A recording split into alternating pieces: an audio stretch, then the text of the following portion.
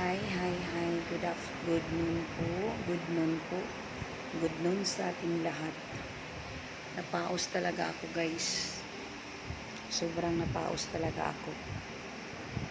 Yun, selfie lang muna tayo. Video lang muna tayo. Galing sa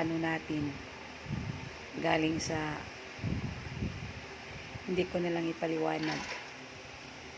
May mga ganyan talaga, guys, na mga pangyayari na hindi natin ini-expect.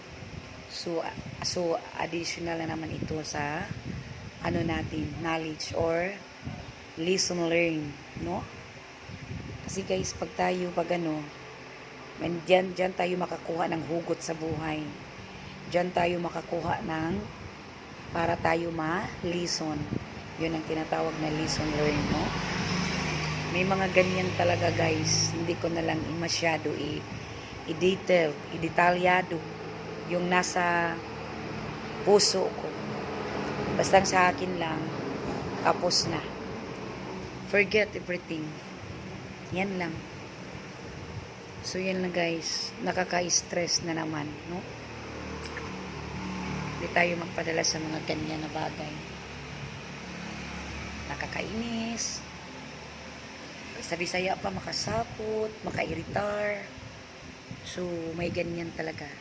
So, yun lang ang tip ko, no? Bilang katulad ko, hindi tayo talaga magtitiwala agad-agad ng mga tao na first meet pa lang natin. Yan lang, guys. Yun lang ang hugot ko ngayon.